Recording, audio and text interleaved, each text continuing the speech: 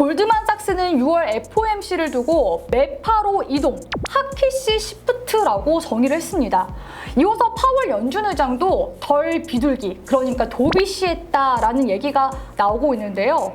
최근 시장에서 많이 쓰이고 있는 용어들이죠. 오늘은 경제 뉴스에서 가장 많이 나오는 이러한 동물 표현들이 언제 쓰이는지 함께 알아보는 시간 가져볼까 합니다. 영상 시작하기 전에 구독과 좋아요 버튼 꼭 눌러주시고요.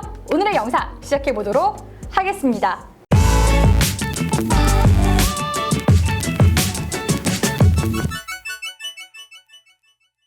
때는 1960년대 베트남 전쟁이 발발했었던 그 시기로 거슬러 올라가 보도록 하겠습니다. 이 당시에 베트남 전쟁을 계속하자고 주장했던 미국의 정치파를 매일 공격적인 성향에 빗대어 매파라고 불렀다고 하는데요. 이 매는 사냥의 명수이기도 하죠. 반대로 평화의 상징은 비둘기라고 볼 수가 있는데요. 이 당시 전쟁을 중단하고 외교를 통해 평화적으로 해결하자라고 주장했던 정치파를 비둘기에 빗대어 비둘기파라고 불렀다고 합니다. 그렇게 전쟁 이후에도 미국에서는요, 정치 외교적으로 강경한 스탠스를 취하는 세력을 매파, 평화적이고 온건한 스탠스를 취하는 세력을 비둘기파라고 부르기 시작했는데요. 경제적인 관점에서는 조금 다르게 쓰입니다.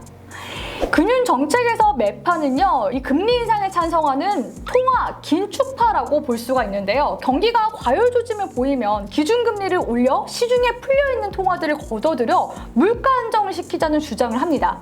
이 최근에 테이퍼링과 금리 인상과 관련된 의견들이 이 매파 성향의 통화 정책이라고 볼 수가 있는 거죠. 금리 인상이 되면 어떤 현상들이 발생하죠? 개념적으로는 은행의 이자가 높아지니 사람들이 돈을 쓰기보다는 저축의 비중을 조금 더 높이게 되겠죠. 또 기업 입장에서도요, 이 대출 금리가 높아지기 때문에 무리해서 사업을 확장하진 않을 테고요. 그렇게 되면 시중에 돈이 흐르지 않기 때문에 이 화폐 가치가 상승하게 되면서 물가가 안정화가 됩니다. 반대로 비둘기파는 경기 부양을 위해 금리를 인하해 시중에 돈을 계속 풀어야 한다고 주장을 하는데요. 즉 통화 완화파인 셈인 거죠. 이들은 물가 안정보다는 경제 전반적인 성장을 더 추구하는데요. 경제 성장을 위해서 적절한 물가 상승, 인플레이션이 필요하다라고 보는 겁니다. 제가 지난 영상에서도요, 예시를 들어드리기도 했었는데요.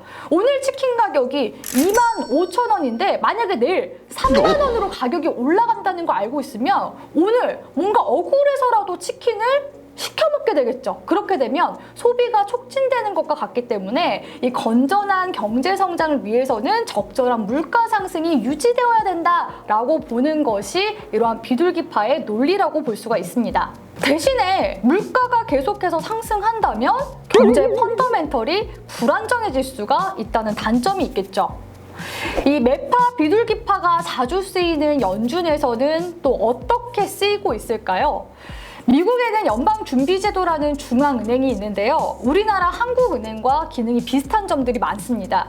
주요 기능은요, 달러 발행과 금리 결정이라고 볼 수가 있겠는데요. 연준 의장은 미국 대통령이 임명하기 때문에 대통령과 경제 기조가 비슷한 사람이 임명될 확률이 매우 높다고 볼 수가 있겠죠. 연준에서는 매년 8번의 FOMC 회의를 진행하게 되는데요. 이때 이들이 만약에 매파 위원들로 구성이 되어 있다면 회의가 어떻게 진행이 될까요? 매 회의 때마다 금리 인상을 발표할 가능성이 높겠죠. 그렇기 때문에 FOMC 위원들의 이러한 경제관이 의사결정에 있어서 매우 중요한 영향을 끼칠 가능성이 높겠다라고 풀이를 해볼 수가 있습니다. 일례로 2018년도 초 FOMC 위원들이 대부분 매파였었는데요. 미국이 4차례 정도 금리 인상을 할 것이다 라는 그런 우려감으로 인해서 2018년도 2월 5일 마이너스 4.6%대로 다우지수가 큰 폭락이 나오기도 했습니다. 만약 연준이 비둘기파였다면 증시로 돈이 흘러가기 때문에 증시가 오를 가능성이 높겠죠.